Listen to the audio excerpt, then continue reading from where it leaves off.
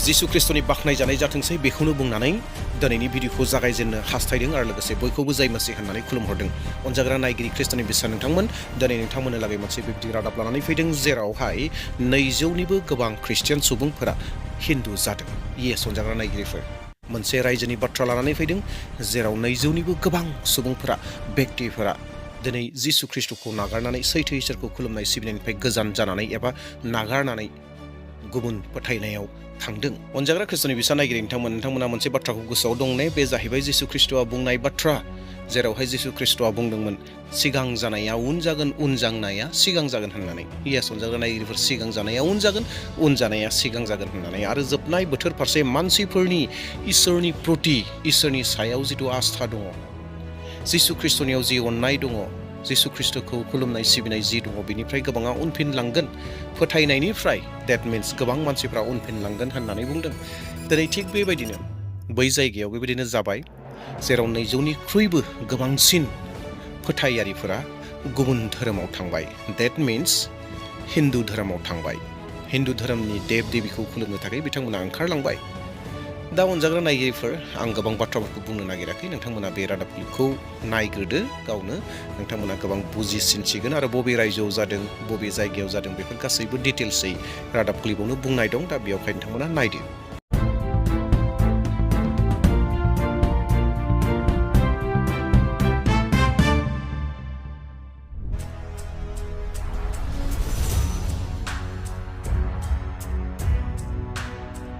छत्तीसगढ़ के आमाबेड़ा में धर्मांतरित व्यक्ति के शव को दफनाने को लेकर हुई हिंसा के बाद घर वापसी का दौर तेजी से चल रहा है।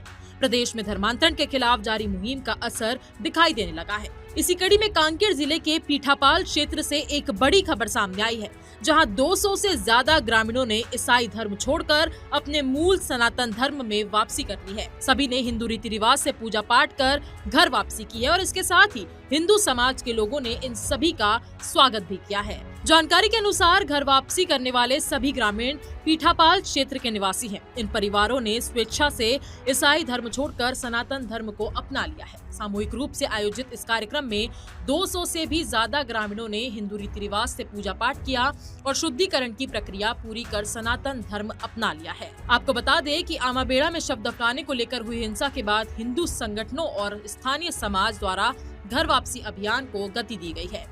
बीते कुछ दिनों में लगभग 200 से भी ज्यादा लोगों ने घर वापसी की है। यहाँ तक कि बड़े तेवड़ा में हुई घटना के बाद उस इलाके के चर्च प्रमुख ने भी सनातन धर्म में वापसी कर ली है। घर वापसी करने वालों ने बताया कि धर्मांतरण के लिए किसी प्रकार का आधिकारिक दस्तावेज नहीं होता है। घर वापसी करने वालों ने ये भी दावा किया है कि ईसाई मिशनरी उन्हें हिंदुओं के खिलाफ भड़काती थी और देवी देवताओं की पूजा न करने की सलाह भी देती थी। लेकिन अब छत्तीसगढ़ में घर वापसी को गति दी जा रही है और आज 200 से भी ज्यादा लोगों ने घर वापसी की है, यानी कि ईसाई धर्म छोड़कर सनातन धर्म दोबारा अपना लिया है। इस मुहिम को लेकर आपकी क्या राय है, हमें कमेंट करके अपनी राय जरूर बताएं। ऐसे अनजाग्रा नायगिरि नोंथांमोना रादाब क्लिपखौ मोजाङै खोनासंबाय आरो भिडिअ जि भिजुअल्स दङ बेफोरखौ गासैखौबो मोजाङै नायदों होननानै मिजिंथिदों। बेयावहाय जायफोरा ख्रिस्टियान धोरोमखौ नागारनानै थांदों, जिसु ख्रिस्टखौ नागारनानै थांदों, बिथांमोननिफ्राय इन्टारभिउ लानायखौ नोंथांमोना नुनो मोनाखै आरो बेयाव गैखाया। बिथांमोना थारैनो नंगौ ना नङा बेफोर बाथ्रानि फारसे 100% प्रुभ होनो हाया।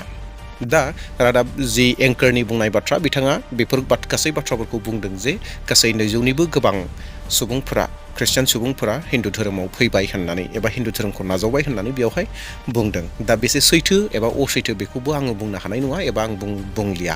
नाथाय बेयाव बुंनाय हिसाबै जिहेतु बाथ्राया ओंखारदोंब्ला एसेब्लाबो माबा मोनसे सैथोआ जागोन। जुदियो 100% सैथो नंजोबा माबा मोनसे सैथोआ जागोन। दा बाथ्राया जाहैबाय अनजाग्रा नायगिरिफोर, दा नोंथांमोननि बायदिब्ला बिथांमोनखौ नोंथांमोना मा होननानै बुंनो सानो? सासे व्यक्तिया, सासे फोथायारिया जिसु ख्रिस्टखौ प्राकृतआव सैथोआव रियेलाव जुदि नुबायब्ला, रियेलाव जुदि मोनबायब्ला, गोसो गोरबोनिफ्राय जुदि जिसु ख्रिस्टखौ इसोर होननानै नाजावदोंब्ला, बै गोसो गोरबोनिफ्राय नाजावनाय व्यक्तिया जेसेबांखि समस्या फैया मानो, जेसेबांखि जेंना फैया मानो, बियो जानो जिसु ख्रिस्टखौ नागारनो हायो। अनजाग्रा नायगिरिफोर नोंथांमोना बे सोंलुनि फिननायखौ मा होनो सानगोन? दा 200निख्रुइबो गोबांसिन सुबुंफोरा छत्तीसगढ़ रायजोनि बाथ्रा बियो अनजाग्राफोर। छत्तीसगढ़ रायजोआव आमाबेड़ा होननाय जिथु जायगा दङ बैयाव जानाय जाथाय जेराव 200निबो गोबां सुबुंफोरा जिसु ख्रिस्ट'खौ फोथायनायनिफ्राय नेवसिनानै एबा जिसु ख्रिस्ट'खौ नागारनानै हिन्दु धोरोमाव फैबाय होननानै बुंदों। दा बिथांमोना थारैनो जिसु ख्रिस्ट'खौ नुदोंना नुवाखैमोन? नोंथाङा बे बिसयाव मा बुंनो सानो? आंनिफ्राय पार्सनेल अपिनियन आं बेखौसो बुंनो नागिरदों जे बिथांमोना थारैनो जिसु ख्रिस्ट'खौ सैथोआव नुवाखसै नामा? जायनि जाहोनाव दिनै बिथांमोना बेबायदि थांखिखौ लानो हाबाय जे जिसु ख्रिस्ट'खौ नागारबाय, सैथो इसोरखौ नागारनानै गुबुनखौ खुलुमनो बिथांमोना सानबाय। बे बिसयाव जोंहा बुंनांगौबो जेबो गैया नङा होमब्ला अनजाग्राफोर? आंबो बेखौ बुंनो नागिराखै जे बिथांमोना थांनाया गोरोन्थि जाबाय, मानो थांखो, सि जों बिसोरखौ बुनांगौमोन, माबा माबि बाथ्रा बेफोरबायदि बुंनो जोंहा जेबो गोनांथि गैया। मानोना जोंनि भारतनि जिथु संबिधान दङ, संबिधाना जोंनो उदांस्रि होयो। सोरबाया बबेबा धोरोमाव थांनोब्ला थांनो हागोन, सोरबा बबेबा धोरोमखौ लानो होनोब्ला लानो हायो। बेयाव जोंहा बुंनांगौ जेबो गैया। नाथाय गोसोआव मोनसे दुखुआ फैफायो, बे जाहैबाय बिथांमोना सैथोखौ मोन्थिनानैनो मानो बेबायदि खालामखो होननाय मोनसे सोंलु गोसोआव मोनसे जाखाङो।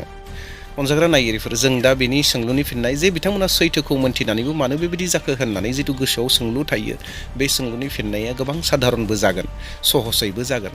बे सोंलुनि फिननाया जागोन जाहैबाय, अलरेडि एसे आवगायाव जों सावरायखादों एबा बुंखादों जे बिथांमोना जिसु ख्रिस्ट'खौ सैथोयै नुवाखसै, सैथोयै मोनाखै।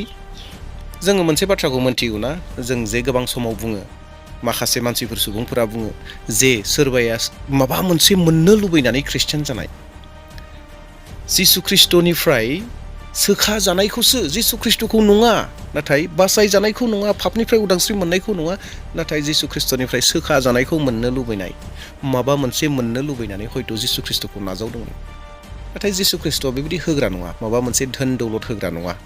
जिसु ख्रिस्ट'आ बासाय जानायखौ होग्रा।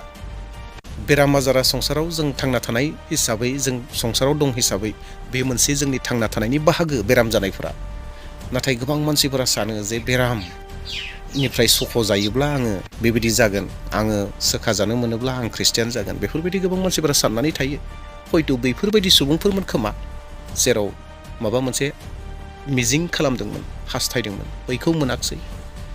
बेयावखायनो बे बाथ्राखौ आं बुंनो नागिरदों जाहैबाय जे बिथांमोना रियेलाव जिसु ख्रिस्ट'खौ मोनाखसै खोमा, जिसु ख्रिस्ट'खौ सैथोआव नुवाखसै, जायनि जाहोनाव बिथांमोना दिनै गुबुन धोरोमाव थांदों, गुबुनखौ खुलुमनो थांदों। जेखि जादिया बे बिथांमोननि बाथ्रा, बिथांमोननि फ्रिडमनि बाथ्रा। नाथाय सैथोखौ मोन्थिनानैबो मोन्थियालाबानो खालामनाया बिथांमोननि बेसे गोरोन्थि जागोन, बे जिसु ख्रिस्ट'नि आखायावसै। अनजाग्रा नायगिरिफोर, नोंथांमोननि आखायाव हगारनानै होदों, नोंथांमोना बिथांमोनखौ मा होननानै बुंनो सानो? 200निख्रुइबो गोबांसिन सुबुंफोर जायफोरा दिनै गुबुन धोरोमाव थांबाय, बिथांमोननि फोथायनाय, बिथांमोननि गोसोनि साननाय, बिथांमोननि बुजिनायफोरा बोरैमोन, नोंथांमोननि साइक'लजिजों सिन्ता खालामोब्ला मोनहरो। दा बेखौ नोंथांमोना कमेन्टआव शेयार खालामदो। बिथांमोननि बिसय नोंथांमोना मा बुंनो सानो, बिथांमोननि मावनाय दांनाय, बिथांमोननि साननाय, बिथांमोननि फोथायनाय, बिथांमोना बोरैमोन, बेफोर गासैखौ नोंथांमोना मा सानो कमेन्टनि गेजेरजों फोरमायगोन। अनजाग्रा नायगिरिफोर, दे अब्ला आं गोबां बाथ्राफोरखौ बुंनो नागिराखसै। जायफोरा थांबाय बिथांमोना मोननांगौ साजाया बिथांमोननि आखायाव दं, आरो बिथांमोना मा जाहोनाव थांदों, बोरै थांदों, बेफोर गासैखौथ' डिटेल्सै जों रादाबाव मोननो हायाखै। नाथाय रादाबाव जों बेखौल'सो मोनदों दि जे 200निबो गोबां सुबुंफोरा हिन्दु धोरोमाव फैबाय ख्रिस्टियाननिफ्राय होननानै, ख्रिस्टियान धोरोमखौ नागारनानै फैबाय होननानैल'सो बाथ्राखौ बुंदों। दे अब्ला अनजाग्राफोर, नोंथांमोननि आखायाव दङ, आरो लोगोसे दानाब्ला खावलायनो हास्थायदों, चेनेलाव गोदान फैदोंब्ला साबस्क्राइब खालामदो, लाइक खालामदो, शेयार खालामदो, आरो लोगोसे फैबाय थानाय समफोराव आरोबाव गोदान भिडिअ लाबोबावगोन। उनाव लोगो मोनफिनबावसिगोन। दिनैनि थाखाय बेसेनोसै। Thank you.